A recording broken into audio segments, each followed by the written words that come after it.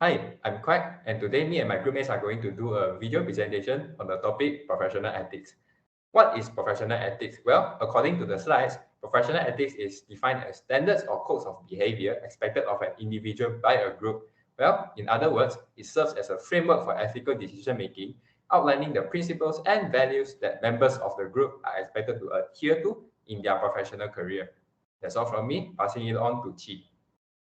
Hi, my name is Jian Heng, and I'll be talking about the first part of Core of Ethics and Professional Conducts, which is General Ethical Principles. So actually, there's a lot of codes for every part, but due to time constraint, our group decided to just pick 3 codes for every part. So starting from the first code, which is avoid harm.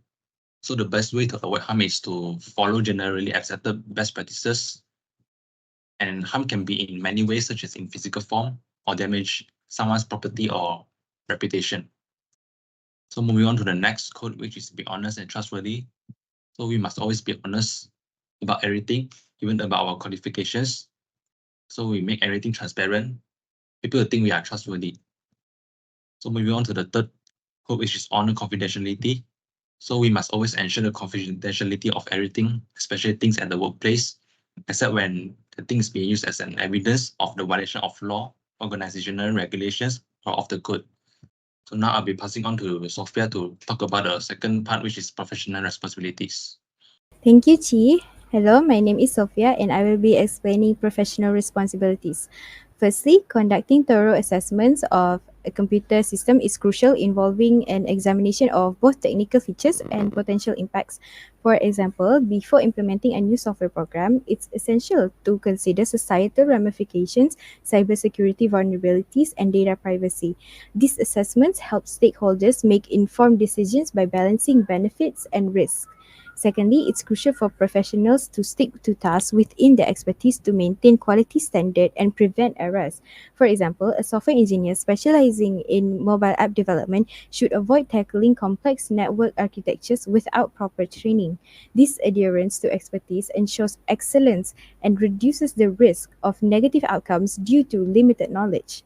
Thirdly, it's crucial to educate the public about technology's societal impacts and promote responsible usage. For example, cybersecurity experts can host workshops to emphasize the importance of strong security measures in protecting sensitive information. By raising awareness, professionals empower individuals to make informed decisions and ethical behavior, mitigating technology's effects on society. Thank you, Sophia. Now I will talk about the third part, which is professional leadership principles. Actually, this part is more for the leaders. So starting from the first code, which is ensure that the public good is the central concern during all professional computing work. So when we do things right, especially in our case, professional computing work, such as developing a software or something, we must always make sure that the public good is our first priority. So moving on to the next code, which is manage personnel and resources to enhance the quality of working life. So as a leader, we must always ensure that the quality of working life for the workers are good, and even better if you can enhance it, such as upgrading the facilities at the workplace. So moving on to the third code, which is create opportunities for members of the organization or group to grow as professionals. So as a leader, you must always give opportunities for your members to grow as a professionals, such as improving their programming skills or maybe knowledge in certain things. And this will not just benefit themselves, but this will also be beneficial for you and the company as they can do things more efficiently. So now I will be passed back to Sophia to talk about the compliance with the code. I will be explaining the compliance with the Code of Conduct. According to organizational rules and code of ethics, computing professionals are required to give ethical behavior first priority. Maintaining and promoting these ideals is crucial for encouraging an ongoing development. Professionals should act quickly to address ethical problems they see, for example, by raising concerns and pushing for changes. For example, software developers should report incidents and improve security protocols if they find that sensitive user data is being accessed without authorization within the organization. The ACM Code of Ethics reinforces ethical standards within the computing community and imposes severe penalties for violations, including potential expulsion from the ACM. Members are encouraged to report breaches to the ACM for investigation and corrective action.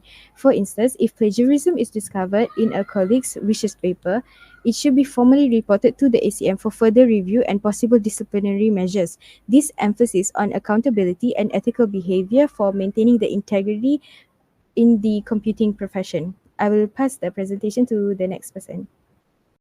Thanks, Sophia. Now, let me talk a bit about the benefits of adhering to Code of Ethics. One benefit that your company will get is it builds a good reputation for your company.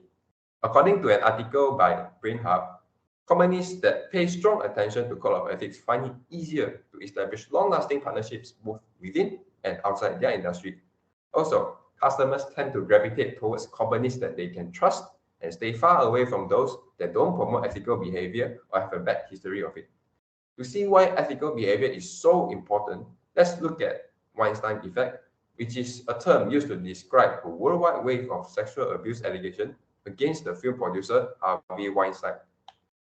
After months of trying to find a buyer or an investor, the company was forced to file a bankruptcy because nobody wanted to touch it. Now, the next benefit that your company will get is it attracts outstanding employees. Millennials nowadays make up the major proportion of workforce and are a generation driven by the desire for ethics and fairness in all areas of life. According to a research done by Global Tolerance, up to 42% of millennials want to work for a company that make a positive difference in this world. Code of Ethics is one way to demonstrate that your company values this method of working and thus become more attractive to candidates. Last but not least, it helps maintain compliance with law. Failure to comply with Code of Ethics might result in the breach of law. According to Vox, in 2018, Cambridge Analytica created a Facebook quiz app whose sole purpose was to collect user data to help predict the result of an election in the US without the consent of the users. Following the scandal, Facebook was forced to pay $5 million in penalty for deceiving its users about their ability to keep user data private. That's all from me, passing it on to Manja. Thank you, Quack. Hi, my name is Manja and I will explain a few do and don't parts that you can and can't do in professional ethics. So the first thing that we can do to maintain a professional ethics is to have respect with others. We need to treat others with respect and courtesy regardless of their position or background.